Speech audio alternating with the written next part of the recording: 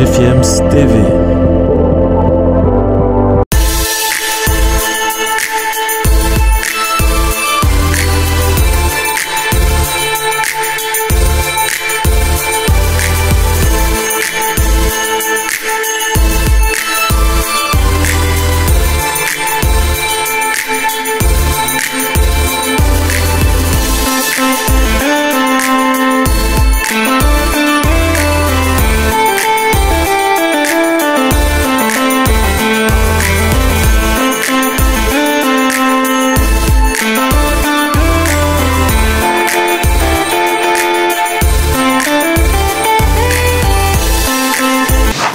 Merci, n'est-ce pas, de rester fidèle à nos programmes. Vous êtes sur GFIEMS TV.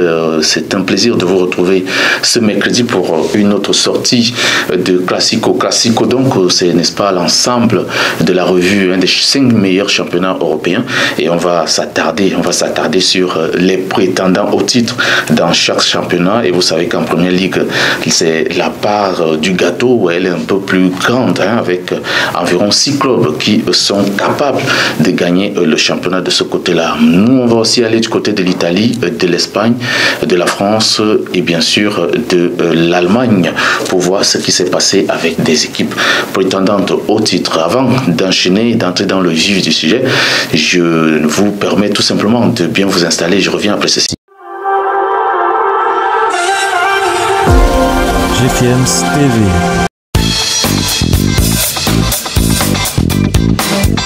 Merci donc, n'est-ce pas, d'être bien installé et de revenir sur ce plateau de GFIEMS TV. On va commencer tout de suite et maintenant par la première ligue qui jouait donc sa 6e journée du côté de l'Angleterre. Et quel match de Manchester United face à Arsenal. Arsenal qui était jusqu'ici invaincu depuis 5 journées et il fallait, n'est-ce pas, voir si cette équipe est capable de confirmer, n'est-ce pas, avec l'un des gros de ce championnat, l'une des équipes du top 6. Et on a donc vu, n'est-ce pas, Arsenal fléchir. Et c'est donc là, on doit se poser des questions de savoir est-ce que cette équipe est capable d'aller jusqu'au bout, parce que jusque-là, Arsenal n'avait pas encore joué contre un club du top 4 ou du top 6.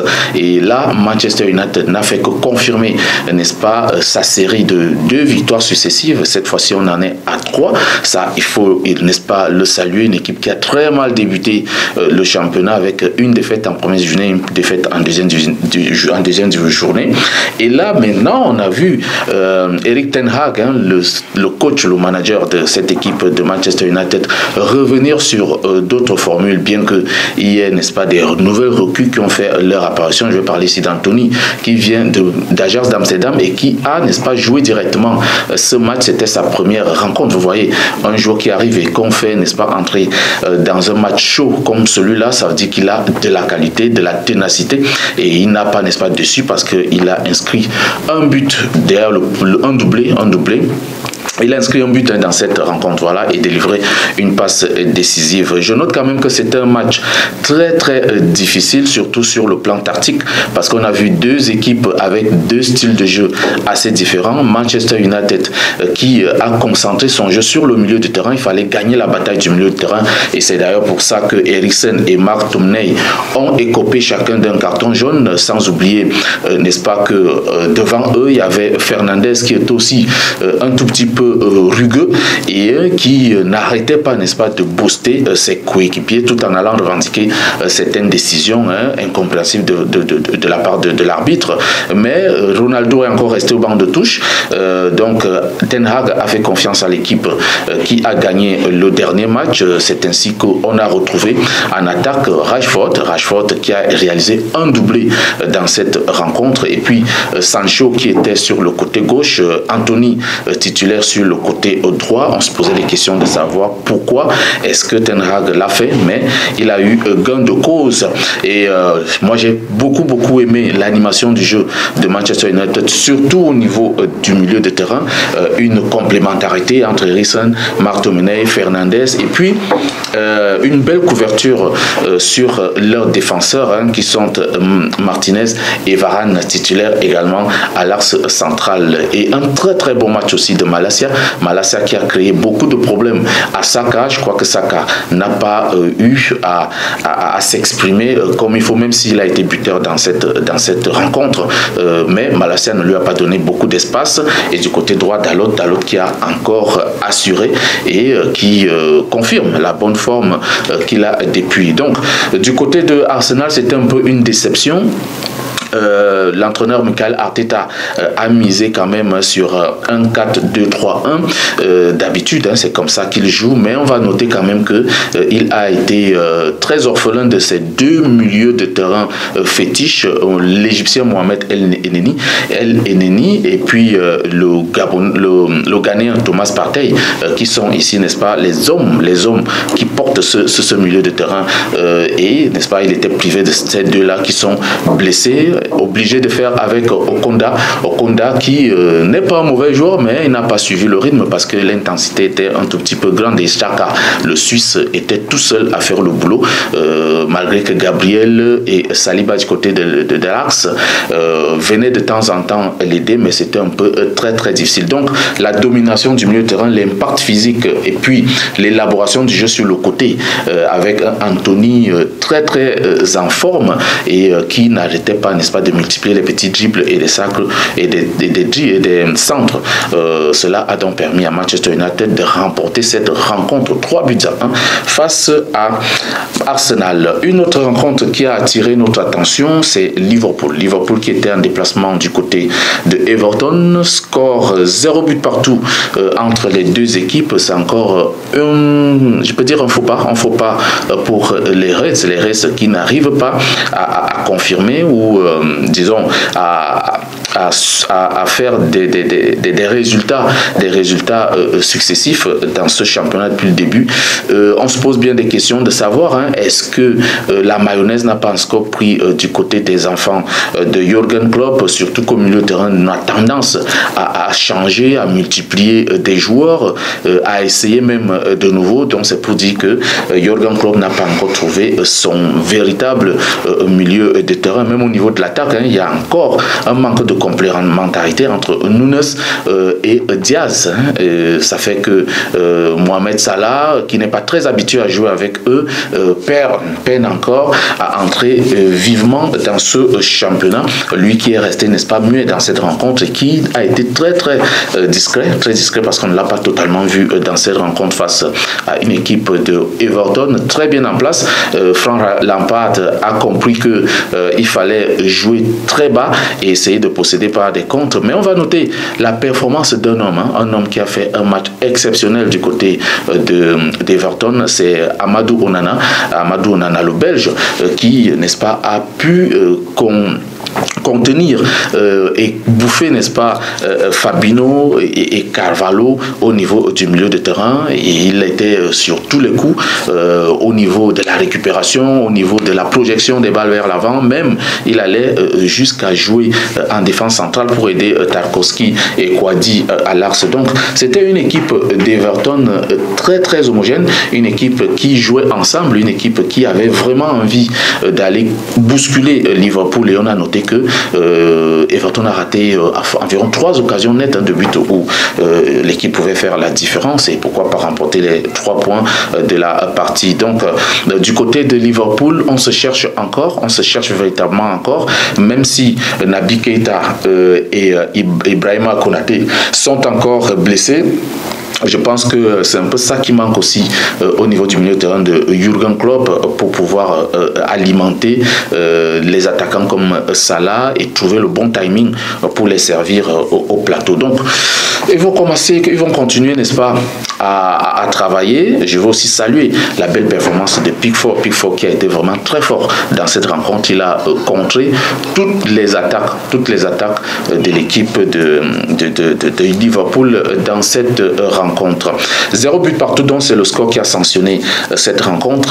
Alors après donc ces 2 rencontres de cette 6e journée, on va revenir sur le match de Chelsea. Qu'est-ce que Chelsea a fait comme performance dans cette rencontre face face à West Ham. Victoire 2-1, bien sûr. Il fallait absolument gagner ce match pour les hommes de Thomas Tuchel, surtout que l'équipe des Blues revenait d'une défaite face à Southampton 2-1. Et là, on a vu que Thomas Tuchel a remis, n'est-ce pas, un autre système de jeu. Il a revu son système de jeu partant du 4-3-3 élaboré face à Southampton au 3-5-2 dans cette rencontre. Et puis, il y a eu beaucoup de changements, non seulement au niveau de l'entrejeu, mais aussi au niveau des avant-postes, parce que Loftus-Cheek est carrément redescendu comme sentinelle. Et puis, on a vu des joueurs comme Kovacic ou Gallagher qui étaient, n'est-ce pas, entrant dans cette rencontre. Et en attaque, Thomas Tuchel a fait confiance à Pulisic qui était aux côtés de Sterling. Et en défense centrale, c'est Wesley Fofana, la nouvelle recrue venant tout droit de Leicester, qui, n'est-ce pas, a entamé son aventure avec les Blues. Il a ainsi été aligné, accompagné par Koulibaly et Silva pour former la défense à 3. Un 3-5-2 qui a donc, n'est-ce pas, été gagnant pour Thomas Tuchel, même si ça a été très très difficile d'aller battre cette équipe de West Ham amenée par un Antonio très en exergue qui a pu, n'est-ce pas, marquer un but dans cette rencontre. Il a fallu des changements. D'ailleurs, ce sont ces jours-là qui sont venus faire la différence. Chilwell qui est entré à la place de Cucurella et qui a été buteur, et ainsi que Havertz qui est entré à la place de Kovacic qui a été également buteur. Donc c'est pour dire que Thomas Tuchel a fait tourner. Peut-être aussi c'est par rapport au match de la Ligue des Champions à venir, mais il faut noter que il fallait retrouver un peu de fraîcheur après cette défaite face à Southampton. Et du côté de West Ham, David Moyes a quand même misé sur un 4-2-3-1 pour aller inquiéter cette équipe de Chelsea, surtout que l'équipe jouait en déplacement. Fabianski était dans les buts, et puis Kerrer, l'ex-parisien, était aux côtés de Zouma à l'axe central, sans oublier Emerson et Koufal sur les côtés, et en avant on avait Paqueta qui a fait une très très belle rencontre. Et je peux noter un manque de réussite aussi de la part des joueurs de West Ham. Donc une victoire à la fin de Chelsea 2-1 en attendant les retours de N'Golo Kanté ou de Pierre-Emerick Aubameyang. Les deux sont un tout petit peu touchés, blessés, donc ils rejoindront forcément le groupe dans les prochaines journées pour une première pour Pierre-Emerick Aubameyang qui vient directement et tout droit du FC Barcelone. Allons parler d'un autre match, toujours dans la première ligue anglaise. C'est la victoire de Tottenham sur Fulham 2-1. Un match de Tottenham pas facile, parce qu'on sait que Fulham est une équipe très très difficile à manœuvrer. L'entraîneur espagnol Marco Silva a quand même des joueurs assez disponibles et qui sont très vifs et solides, surtout au niveau de la défense et de l'entrejeu, parce que c'est une équipe qui prend moins de buts. On a Adarabio et Rim qui jouent, n'est-ce pas, qui forment la charnière centrale de cette équipe de Fulham. Et puis comme sentinelle, il y a Reed et Palina qui ont assuré, même si cette équipe a pris 2 buts, il faut dire que c'était quand même face à Tottenham. Et puis Mitrovic a encore, n'est-ce pas, montré son talent de buteur. Mitrovic qui a été buteur dans cette rencontre et qui n'arrête pas de monter en puissance au fil des journées. C'est vrai qu'en face, il y avait du répondant, parce que Tottenham est revenu dans sa configuration de 3-4-2-1, voilà, j'y arrive. Et puis un milieu de terrain assez bas, Hojbjerg, Betancourt, toujours en sentinelle. On avait devant Eric Alisson qui jouait derrière Harry Kane qui était également buteur dans cette rencontre. On va aussi noter que Hojbjerg a inscrit aussi un but, lui, qui n'arrête pas, n'est-ce pas, de s'imposer et de devenir comme l'une des bases de ce milieu de terrain de Tottenham. Donc Antonio Conte a fait le job, son équipe a gagné 2-1. La défense d'ailleurs Romero Lenglet, qui est donc en prêt en provenance du FC Barcelone, a encore assuré, même si cette défense a pris un but face à Mitrovic, comme je le disais tantôt, qui continue de confirmer. C'est une belle victoire pour Tottenham. Tottenham qui s'approche donc vers la tête du classement et ça fait du bien aux hommes de Antonio Conte avant ce match de Ligue des Champions face à l'Olympique de Marseille. Terminons le tour de l'Angleterre avec Manchester City. Manchester City stoppé par Aston Villa après son 6-0 déjà réalisé face à Nottingham Forest. On attendait des Mancuniens en fait, qui devaient aller dans la continuité. On attendait une équipe qui va aller encore se balader du côté de Aston Villa, sauf que les matchs se suivent mais ne se ressemblent pas parce que Nottingham Forest a certainement mis un dispositif qui a permis à cette équipe de Manchester City de pouvoir imposer sa philosophie de jeu, mais en face, lors de cette rencontre face à Aston Villa, c'était une équipe très bien en place, une équipe très bien organisée, une équipe disciplinée tactiquement, avec un milieu de terrain assez compact, composé de 5 bonhommes, Ramsey, Balé, Kamara, Douglas et Mark Jim. C'est là, n'est-ce pas, que tout se jouait. Il fallait empêcher à De Bruyne, à Rodri et à Gundogan de pouvoir, n'est-ce pas, prendre l'ascendance du jeu et de retrouver facilement Alan ou Silva qui était titulaire du côté de l'attaque, encore plus à Foden sur le côté gauche. Même si Alan a marqué dans cette rencontre, il faut noter que l'équipe de Aston Villa a été très présente physiquement, tactiquement et même techniquement, parce qu'il y a eu de beaux duels, surtout entre Alan et Mings, qui n'arrêtait pas de le coller, d'aller au duel, de batailler pour ne pas le laisser s'imposer. Mais quand même, un match nul, un but partout, assez décevant pour les hommes de Pep Guardiola qui n'ont pas, n'est-ce pas, eu cette occasion-là de profiter du faux pas de Arsenal, comme on l'a noté en début d'émission, pour pouvoir prendre la tête du championnat. Donc, Manchester City peut quand même s'en vouloir, même si Steven Gerrard a pris le temps de travailler, n'est-ce pas, sur cette équipe et de voir ce qu'il fallait mettre en place comme dispositif pour pouvoir, n'est-ce pas, contrer les attaques de City. Voilà. Et au classement, donc, les conséquences ne sont pas assez graves. Arsenal garde la tête du championnat avec ses 15 points. Et en deuxième position, on retrouve Manchester City et Tottenham qui sont à 1 point de Arsenal. En quatrième position, l'invité surprise Brighton à 13 points, et puis Manchester United revient très vite dans le quintet de tête. Manchester United est 5e avec 12 points, Chelsea est 6e avec 10 points, Liverpool est 7e et décevante début de saison des hommes de Jürgen Klopp, classé 7e avec 9 points. Au bas du tableau, on comprend que c'est un peu compliqué pour Everton, Aston Villa, West Ham ou Nottingham Forest qui ont 4 points chacun, et puis le dernier de la classe, c'est Leicester qui reste avec 1 point au bas du tableau et n'a enregistré aucune victoire jusqu'ici. Voilà, c'est un peu ça le rendu de la première ligue anglaise. Allons du côté de la Liga, du côté de la Liga, pour parler de performance des équipes qui prétendent prendre le titre de ce côté-là. On commence donc à raison de cette 4e journée par le Real de Madrid. Le Real de Madrid qui a battu le Betis de Séville 2-1.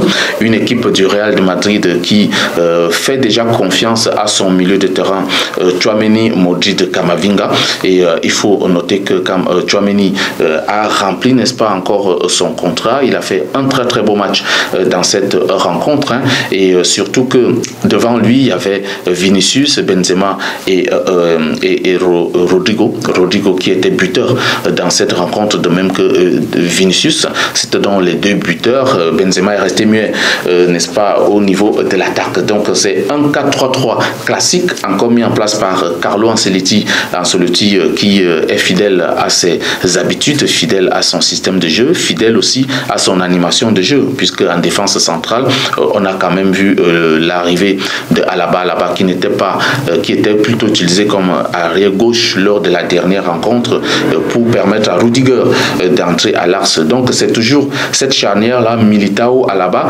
parfois Militao-Rudiger, et puis Alaba poussé sur le côté gauche à la place de Mendy, mais cette fois-ci Mendy était bien titulaire et n'est-ce pas là-bas est entré à l'axe central. Cavaral jouait sur le côté droit, même s'il a été remplacé en cours de jeu par Rudiger.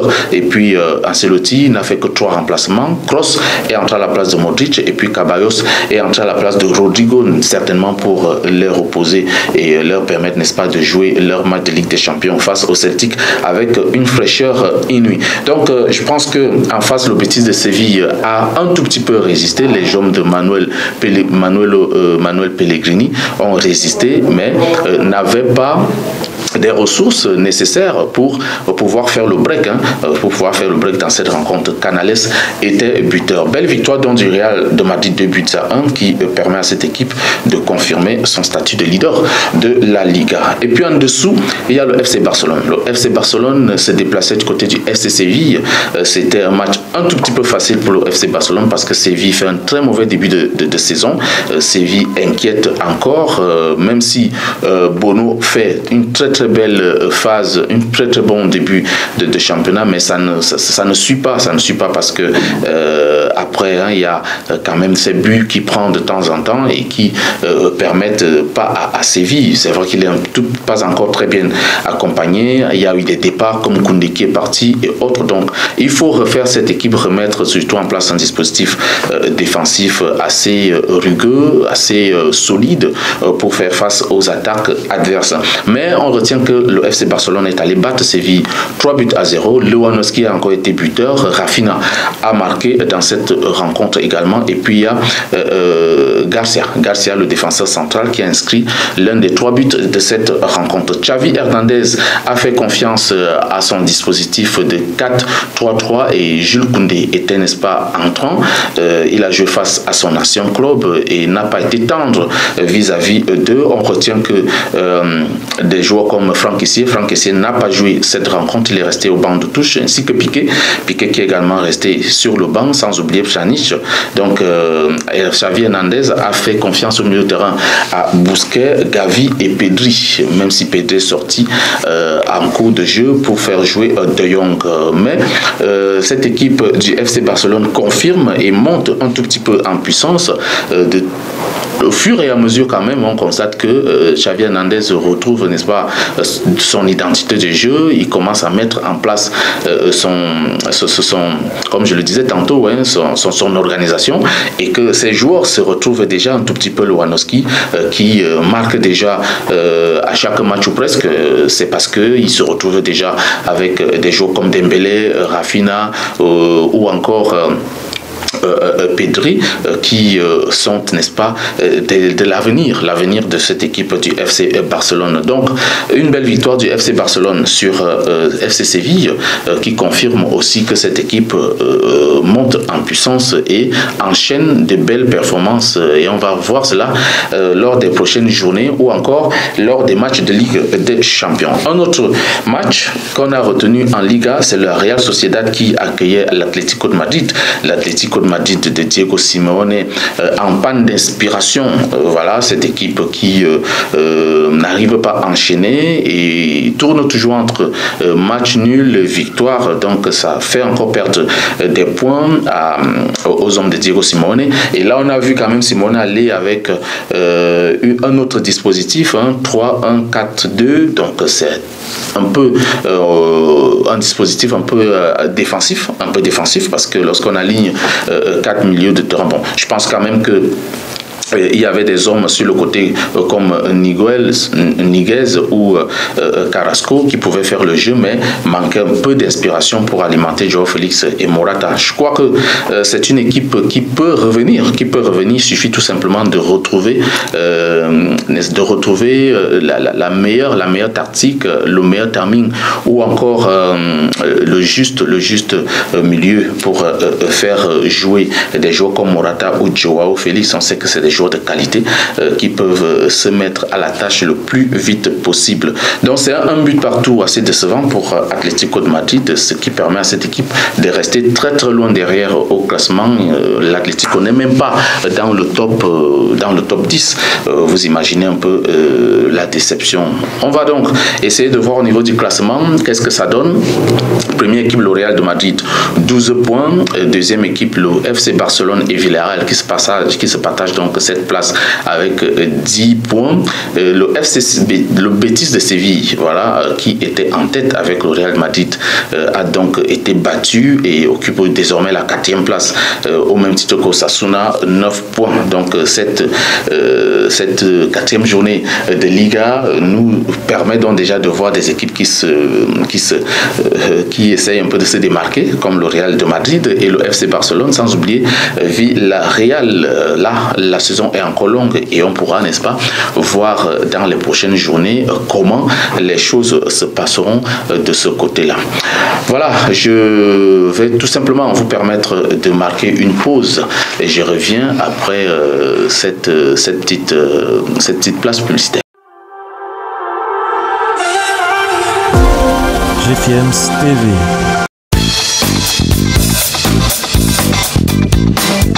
Merci de revenir sur GFM TV. Voilà, vous êtes sur Classico. Classico, c'est donc le compte rendu des 5 meilleurs championnats européens. On enchaîne avec la Bundesliga allemande, qui a donc vu le Bayern de Munich, n'est-ce pas, aller décrocher un match nul, être tenu en échec, en d'autres termes, par l'Union de Berlin, un but partout. Qu'est-ce qui ne va pas du côté du Bayern de Munich? Le Bayern de Munich qui, par rapport à ce score, a perdu sa place de leader en Bundesliga. On va noter que Sadio Mané n'a pas marqué, Gnabry n'était pas titulaire, Müller également n'était pas titulaire.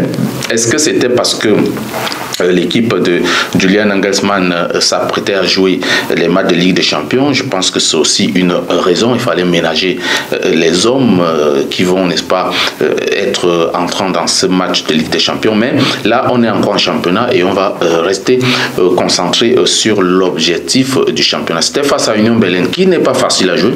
Notons que Union Berlin est invaincue depuis le début de la saison et regorge quand même d'un entraîneur suisse, Urs Fischer, très expérimenté et qui a ses ambitions, c'est, n'est-ce pas, de pouvoir jouer au moins l'Europe cette saison. Donc un 3-5-2 classique mis en place par l'entraîneur suisse Urs Fischer, qui a embêté l'équipe du Bayern de Munich. C'est pour ça quand même aussi qu'on a remarqué qu'il a fait 4 changements dans cette rencontre. Gisselman qui entre à la place de Riesen, Seguin, Araguera et aussi Becker sont donc entrés. Becker, je rappelle que Leoling est entré à la place de Becker, sans oublier Mitchell aussi qui est entré. Donc ça fait 5 changements opérés par le coach de Union Berlin face au Bayern de Munich. C'est donc pour n'est-ce pas, expliquer que cette équipe voulait absolument aller faire le résultat et voulait absolument mettre en difficulté l'équipe du Bayern de Munich. Du côté du Bayern de Munich, comme je l'ai dit, Müller, Gnabry et Gravenberch sont entrés en jeu, sans oublier Goretzka. Ils sont entrés en jeu dans cette rencontre, mais cela n'a pas suffi pour pouvoir déstabiliser l'équipe de l'Union Berlin. Voilà, le dispositif mis en place par Julian Nagelsmann n'a pas été assez convaincant en entame de jeu.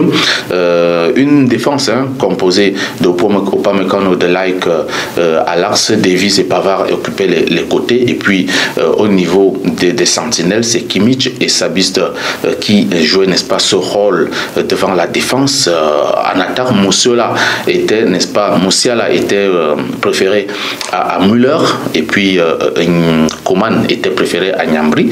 Sané a, n'est-ce pas, occupé son flanc gauche, et puis Mané était scellé au niveau de l'attaque. Mais voilà, on croit quand même que le Bayern, qui reste invaincu malgré tout, va très rapidement se remettre. Ça fait donc un résultat assez décevant pour le Bayern, et on va voir les conséquences au niveau du classement. le Bayern n'arrive donc pas à enchaîner, donc il quitte donc la première place. Du côté de Dortmund, Dortmund va doucement mais sûrement. Le Borussia Dortmund a battu Hoffenheim 1-0, but inscrit par Reus, le capitaine qui a été très décisif dans cette rencontre. C'est quand même une équipe d'Edin Terzic qui ne convainc pas, mais qui est efficace. Qui est efficace, ça il faut le dire.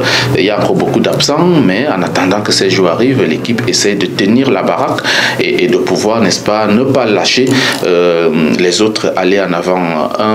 Un match, un système assez inhabituel mis en place par Edin Terzic, c'est le 4-5-1, avec quand même de temps en temps un retour dans le 4-3-3.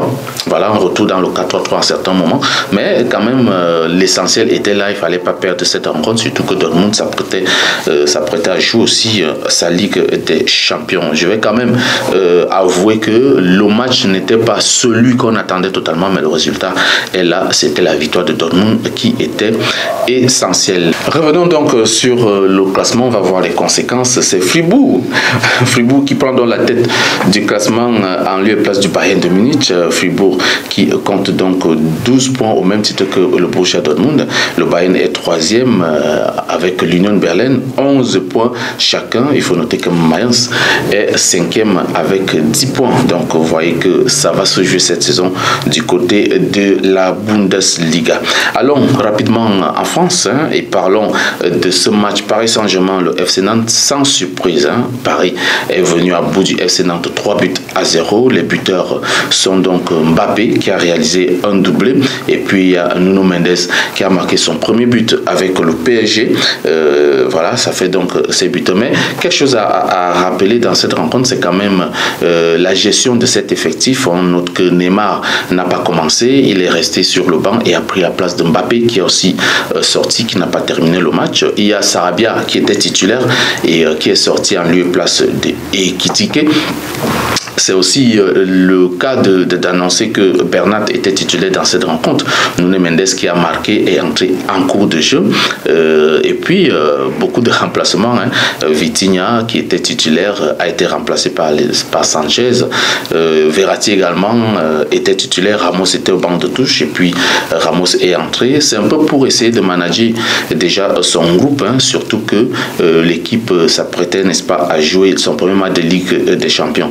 Au niveau de l'axe central, c'est Hakimi, Marquinhos et Kimpembe qui assuraient donc, n'est-ce pas, au niveau de la défense. Et puis on a vu cette équipe de Paris Saint-Germain dominer littéralement son adversaire du début à la fin du match. Nantes n'a pas véritablement inquiété les hommes de Christophe Galtier et c'était un peu du Lormec de ce qu'on a vu en Super Coupe, une victoire du Paris Saint-Germain 4-0 en Super Coupe et cela s'est répété avec ce 3-0. Paris confirme donc, Paris reste égal à lui-même en Ligue 1, même si Marseille qui a battu Auxerre 2-0 avec, n'est-ce pas, encore une autre réalisation de Sanchez, Alexis Sanchez, qui a marqué ainsi son troisième but de la saison. Et puis il y a eu ce but de Gerson dans cette rencontre.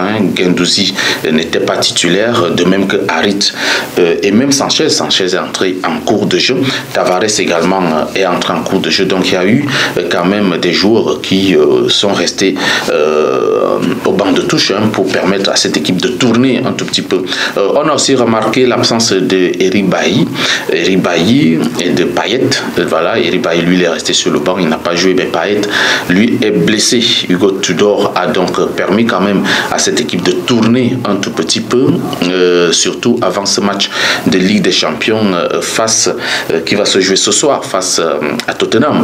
Donc, c'est comme pour dire que Marseille promet cette saison. L'équipe de Marseille est au taquet et est, n'est-ce pas, aux côtés de Paris Saint-Germain comme les providentiels prétendants au titre cette saison. Donc les deux résultats sont donc là. Marseille a battu Auxerre 2-0.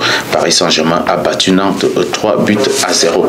Un autre match de cette cette Ligue 1, c'est l'Olympique Lyonnais. L'Olympique Lyonnais qui a battu Angers 5 buts à 0. 5 buts à 0. L'Olympique Lyonnais est largement venu à bout de Angers.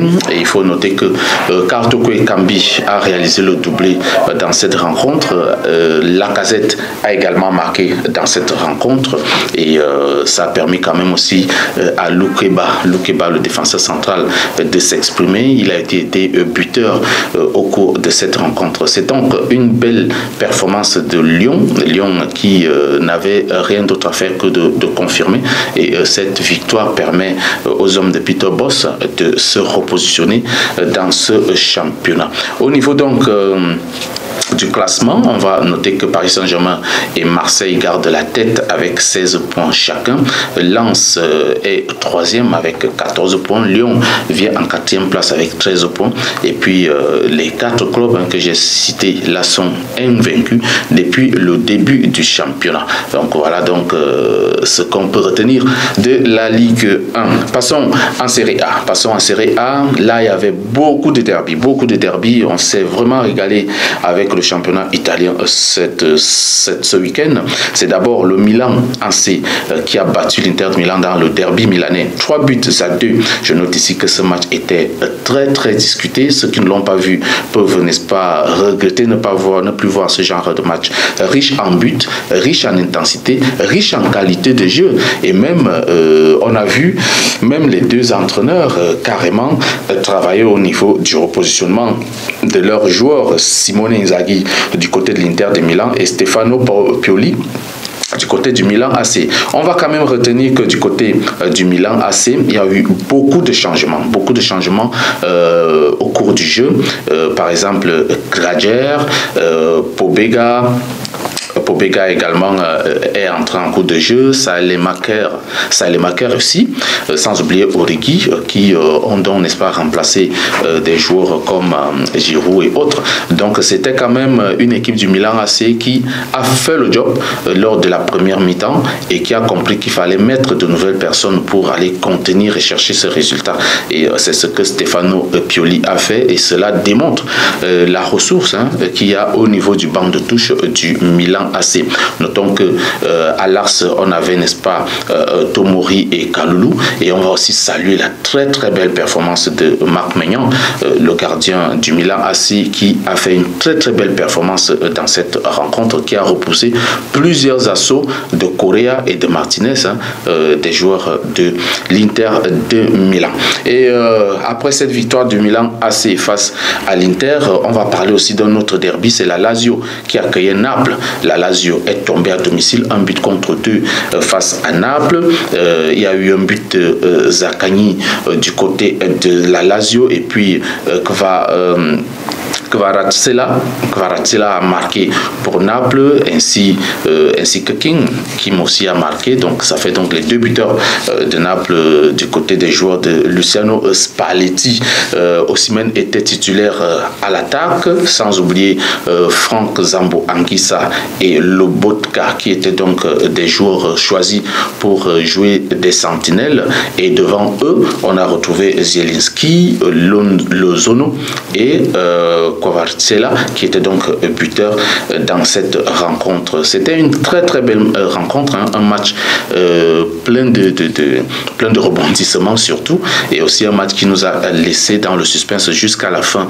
Et c'est ainsi que Naples décroche donc ces 3 points mérités, et bien sûr, pour pouvoir poursuivre son aventure. Parlons d'un autre match avec un autre prétendant au titre qui de soi quand même, c'est la Juventus de Turin qui est allé faire match nul, 1 but partout face à la Fiorentina. Le but de la Juve était marqué par Milic. Milic qui a inscrit ici son 2e but depuis son arrivée de l'Olympique de Marseille. Et de l'autre côté de la Fiorentina, c'est l'international ivoirien Christian Kwame qui a été buteur et qui a inscrit là son 1er but de la saison. Une équipe de la Juve assez décevante qui n'est-ce pas, fait un peu un mauvais début de championnat, la Juventus de Turin, mais on sait que c'est une équipe qui a des ressources, c'est une équipe expérimentée. L'entraîneur Massimiliano Allegri va certainement retrouver au plus vite le petit secret qui peine à permettre à cette équipe d'aller vers l'avant. C'est encore un 4-3-3 classique mis en place par Allegri qui n'a pas donné les fruits escomptés. Di Maria était titulaire à l'attaque, mais il est sorti en lieu et place de Desiglio suite à une blessure. Il y a également la titularisation de Paredes qui a aussi été remplacé par Fagoli. En défense, on va quand même noter la présence de Bremer et Danilo à l'axe central, Alex Sandro et Cuadrado assuraient le jeu sur les côtés, même si les deux ont été remplacés en cours de jeu. Et puis Milik était accompagné en attaque par Kostic et Di Maria. Milik a été buteur, c'est ce qu'on peut retenir, mais les performances de la Juve en général n'ont pas été la résultante de ce qu'on attendait, même si en face il y avait une très très belle équipe de la Fiorentina mise en place par Vincenzo Italiano qui a créé beaucoup de problèmes avec Amrabat au milieu de terrain, Barak Mele qui, n'est-ce pas, jouait en complémentarité et qui n'arrêtait pas d'empêcher à la Juventus Turin de développer son jeu, surtout à l'axe central et à la défense centrale, autant pour moi. Il y a quand même aussi eu une très très belle défense de Igor et Milenkovic à l'axe central, ce qui n'a pas permis à Di Maria ou à Kostic de pouvoir user de leur talent de dribbleur, de percuteur et même de buteur. Donc voilà, donc une belle équipe de la Fiorentina de Turin qui continue petit à petit de chercher à trouver une place dans ce championnat.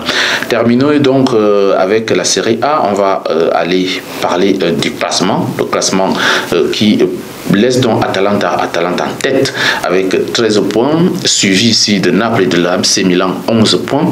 Il y a Udinese et l'AS Roma et Torino qui sont 4e avec 10 points, et puis la Juventus de Turin est loin derrière, 7e avec l'Inter. Les deux équipes comptent 9 points. Donc vous voyez que voilà, on attend encore beaucoup de certains clubs comme la Juve, comme l'Inter, comme l'AS Roma par exemple, pour aller, n'est-ce pas, discuter ce Scudetto. Ça fait, n'est-ce pas, du bien de passer du temps avec vous. J'espère que vous avez aimé et tiré quelques leçons de ces championnats européens joués le week-end dernier. C'était donc Classico sur DFM TV. Je serai ravi de vous retrouver mercredi prochain pour une autre sortie de Classico. D'ici là, portez-vous bien et à très vite.